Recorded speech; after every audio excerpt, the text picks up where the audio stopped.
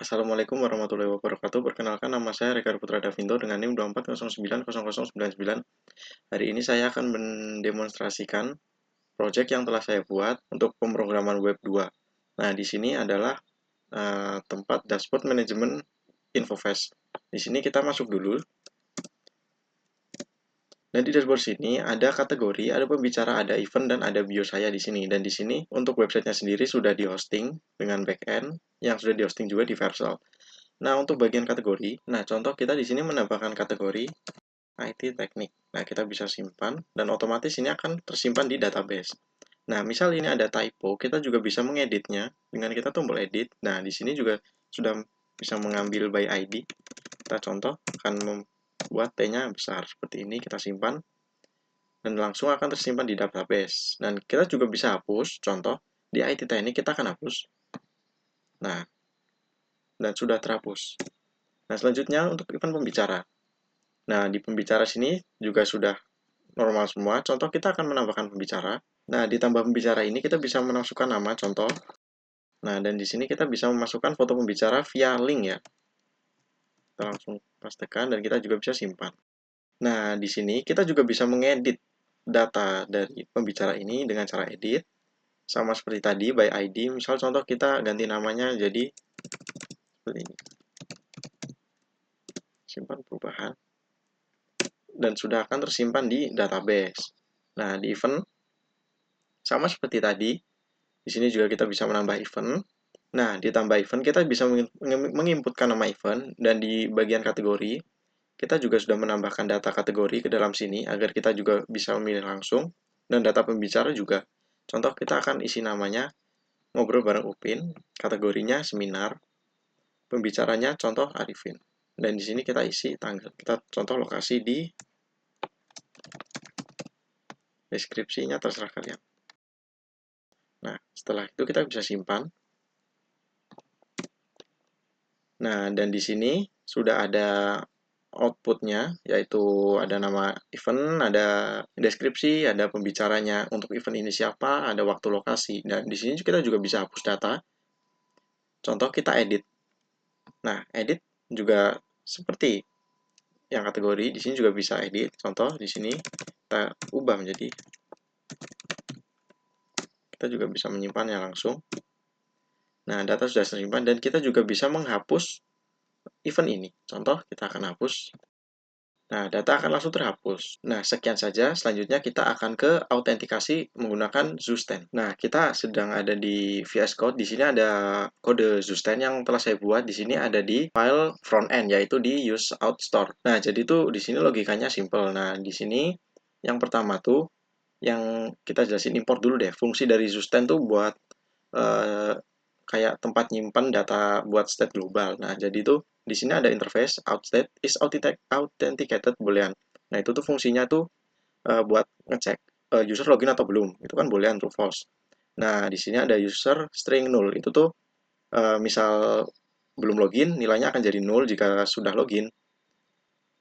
Maka action login ini yang menerima parameter username itu bakal ngubah status jadi login. Nah, ketika logout, yang fungsi login tadi tuh di drop semua. Jadi untuk kayak ngebersihin sesi login. Nah, yang ke selanjutnya itu export con use out store. Nah, di sini tuh fungsinya tuh untuk persis dan lain-lain itu adalah hook custom yang nantinya bakal dipanggil di komponen-komponen yang akan saya buat nanti. Contoh kayak halaman login atau navbar atau protected row. Nah, di awal aplikasi dijalanin tuh is authenticated tuh diatur false. Jadi user tuh diatur null karena pengguna tuh dianggap kayak belum melakukan login. Nah, di sini ada fungsi buat login dan logout. Di sini ada login, username string, dan lain-lain. Nah, fungsi login tuh ketika fungsi dipanggil tuh misalnya setelah user klik, nah jadi Zustand akan langsung ubah isi is authenticated jadi true dan ngisi user dengan nama NIM yang saya ketik tadi. Nah, dan logout di sini tuh misal tombol logout diketik akan ngembaliin nilai kesetelan awal tadi.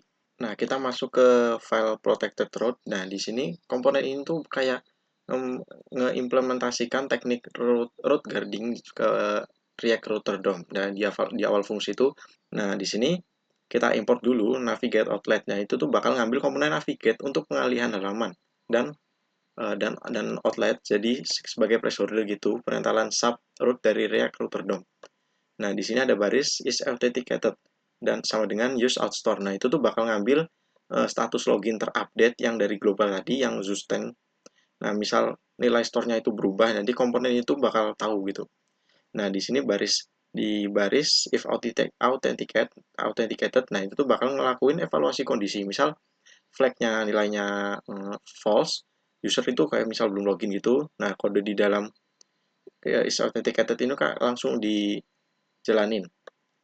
Nah, di bawahnya itu ada return. Nah, itu tuh kayak motong proses navigasi dan maksa browser untuk ngelakuin redirect ke login dulu. Misal kita belum login, terus kita ketik di link dashboard gitu, nggak akan bisa. Kita kan belum login, jadi kita akan dibalikan ke halaman login. Nah, dan di baris terakhir ini ada return lagi yang bakal dieksekusi misal user udah login, terus ngizinin yang namanya apa tadi, React Router itu buat ngerender seluruh child root tadi, misal ada event, kategori, dan lain-lain tadi. Nah, di sini saya di sini saya sudah berada di file login form. Nah, yang pertama-tama, nah di file ini kita sangat banyak import yang kita butuhkan. Nah, kita langsung saja ke function dari loginnya. Nah, di sini tipe data yang kita gunakan itu untuk email dan passwordnya string. Dan ini untuk skemanya. Nah, ketika email diisi datanya kurang dari 1, email akan menunjukkan ini email ajak kalian diisi. Dan untuk password jika kurang dari 8 akan memunculkan password harus diisi. Di sini saya menulisnya kurang. Nah, untuk function utamanya di sini tuh saya pakai use navigate buat ngalihin halaman setelah login sukses. Jadi terus bakal ngambil aksi login dari Susten buat ngesimulasi state autentikasi global. Nah, di sini tuh pengelolaan data formnya tuh dilakuin menggunakan use form dari React Hook Form yang udah diintegrasiin dengan Zoot Resolver buat ngevalidasi input pengguna tuh secara ketat gitu. Kalau misal yang diinputin valid atau tidak. Nah, di sini selanjutnya di cons on submit di sini ketika ketika data email diinput dengan nomor ini dan data password diinput dengan ambalala, dan di sini akan memunculkan alert login berhasil dan akan menavigasikan ke dashboard. Nah, ketika tidak, di sini ada alert email atau kata sandi salah. Dan di sini adalah untuk inputan formnya. Seperti ini. Dan di sini ketika belum punya akun akan dimasukkan ke log register. Nah, di sini kita masuk ke skema Prisma, yaitu table-table database saya. Di sini ada 3 model, yaitu kategori event dan pembicara. Nah, di sini di model kategori itu ID, integer, nah di sini auto increment ya. Dan di sini ada name-nya string. Dan ada create add dan date time. Dan selanjutnya ada event, di sini ada ID, ada name-nya string, kategori ID, location, date event. Dan ada description kan, create dan date time. Nah, di sini ada foreign key dari pembicara untuk memasukkan ke dalam tambah event. Di tambah event kan ada drop down. Nah, datanya kita ambil dari foreign key pembicara. Dan di model pembicara di sini sama ID-nya integer, name string if. Nah, di sini di model pembicara, di sini di pembicara itu ada tambahan, ada foreign key dari event. Nah, di event di sini tuh kita bisa menambahkan pembicara ini akan kita taruh di event mana. Contoh, ketika kita menambahkan event, di situ ada drop down, di situ kita bisa menambahkan pembicara ini akan masuk ke event yang mana gitu. Dan ini role-nya string dan image-nya string untuk link tadi. Nah, di sini contoh kodenya kita akan menampilkan data by ID. Nah, di sini tuh pertama ini ada fungsi show element by ID itu apa ya? Express controller di backend yang fungsinya tuh buat ngambil data suatu event yang spesifik berdasarkan parameter ID di URL.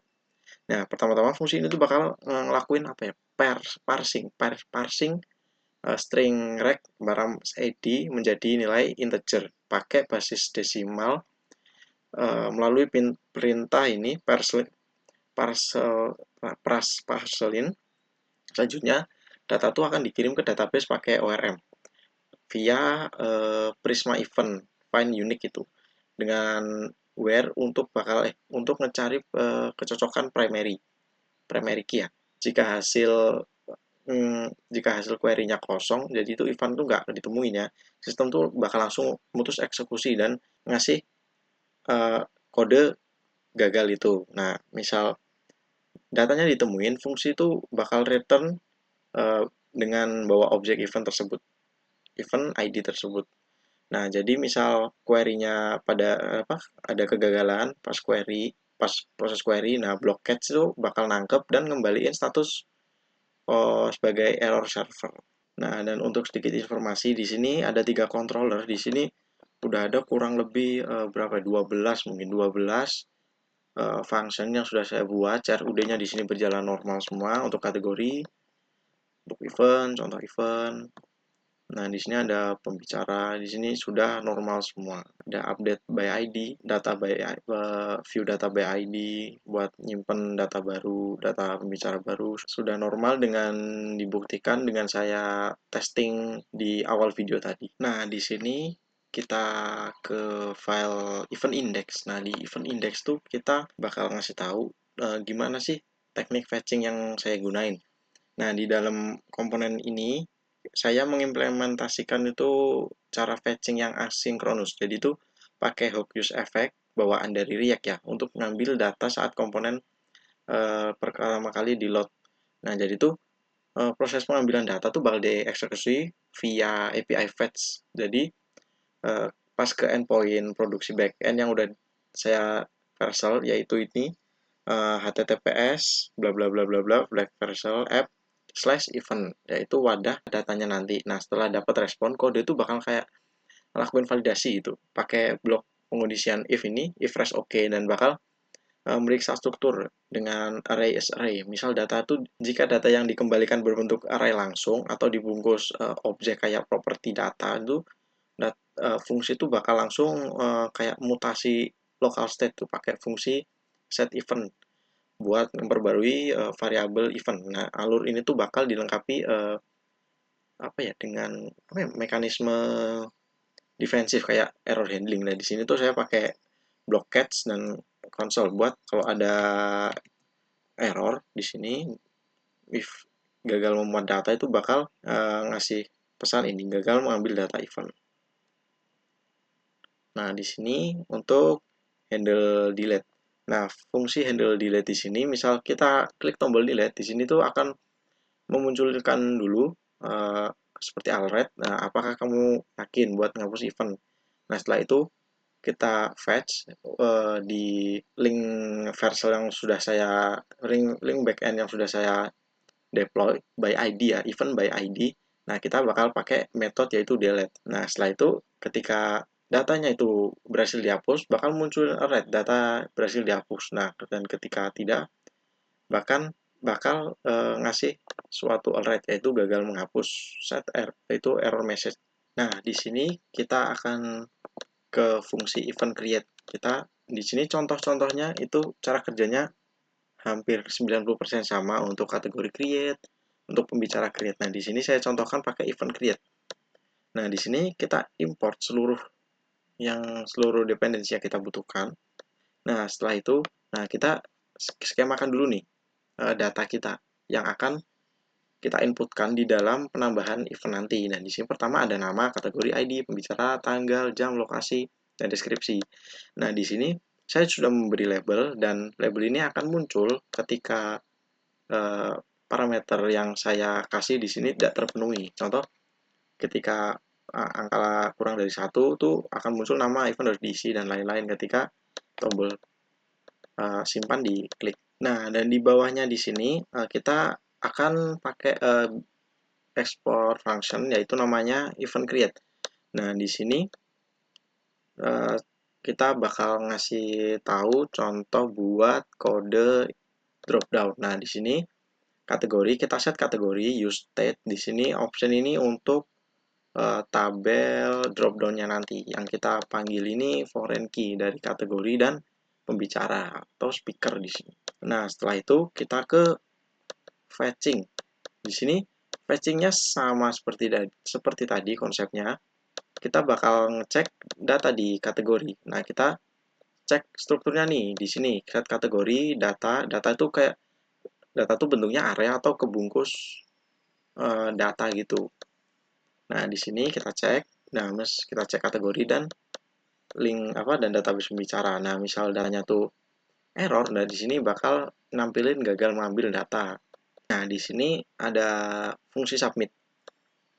Nah, di sini tuh pakai asynchronous. Jadi tuh tugasnya tuh seperti tadi buat ngompilasi dan normalisasi data dari form yang dikirim dari backend saat proses kita buat data baru. Nah, pertama tuh fungsi itu bakal ngaktifin indikator loading pakai melalui set loading true buat memberikan umpan balik visual pada antar muka pengguna UI nanti. Nah, di dalam blok tray ini kode tuh ngelakuin manipulasi string. Nah, buat gabungin input data dan data jam jadi format string ISO pakai objek new date itu ISO string.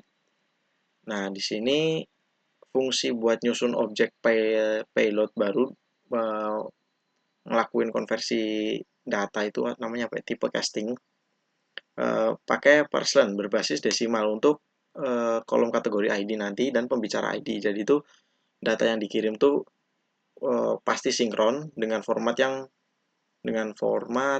data numerik yang diminta backend. Nah, selanjutnya kita di event edit. Nah, di event edit ini fungsinya nanti bakal sama juga buat kategori edit sama pembicara edit.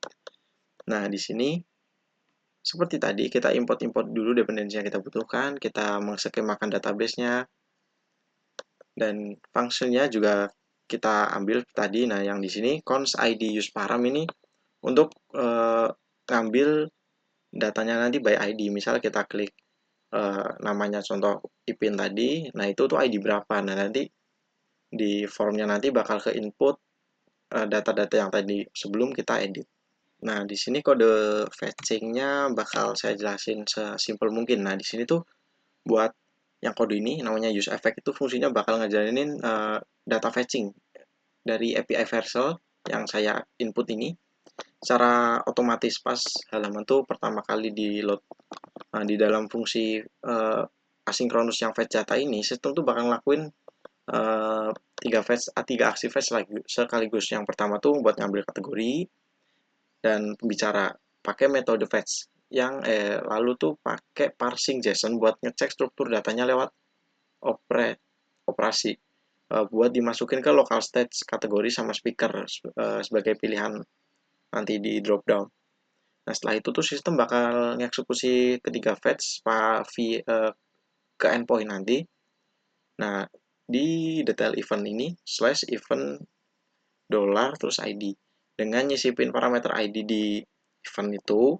Jadi itu respon tuh bakal sukses dan data objek bakal diekstraksi ke variabel EV terus dipakai buat data awal gitu sebelum kita modifikasi nah di sini buat submit kita pakainya put. Nah, di sini tuh fungsi on submit itu buat nyusun normalisasi objek data dari form sebelum dikirim ke API. Pas submit nanti diklik. Pertama-tama tuh kayak fungsi ini nanti bakal nge-trigger status loading buat ngeksekusi ini settle submitting buat ngasih indikasi visual bahwa proses pengiriman data tuh lagi jalan di block tray di sistem nanti di sistem kan nanti bakal lakukan manipulasi data dengan manipulasi data waktu itu dengan gabungin properti data tanggal dan jam pakai literal template string lalu mengkonversinya dari string format ISO tadi via perintah tol SOS string. Jadi biar kompatibel dengan tipe datetime database. Setelah itu tuh fungsi itu bakal bangun objek baru yang namanya payload. Nah, nanti di mana field kategori ID dan pembicara ID itu bakal dikonversi dari string jadi bilangan bulat. Nah, pakai metode parseline basisnya tuh desimal. buat jamin data yang dikirim tuh udah lolos validasi tipe. Nah, setelah itu data bakal dimasukkan ke ini, link API backend nanti. Dan ketika berhasil, akan menunjukkan event berhasil diperbarui dan akan langsung ternavigate ke dashboard event. Dan ketika gagal, akan ada message hasilnya, gagal update karena apa gitu. Nah, dan di sini ada sedikit insight saja. Nah, nanti kan kalian bakal munculin webnya nih. Nah, di sini di FTSE kita import seluruh UI yang kita akan munculkan nanti. Ini kita import semua. Nah, di sini ada root. Nah, ketika di sini, nah di sini. Dan ketika pet linknya nanti dashboard kategori nanti akan dimunculkan uh, halaman kategori indeks, dan ketika dashboard kategori create nanti akan ditampilkan dashboard kategori create, dan sama pun dengan selanjutnya, misal dashboard kategori edit kategori by ID ini akan ditunjukkan untuk ke dashboard kategori edit. Nah, begitupun dengan pembicara indeks dan event indeks. Terima kasih sebelumnya. Mohon maaf jika ada kekurangan. Wassalamualaikum warahmatullahi wabarakatuh.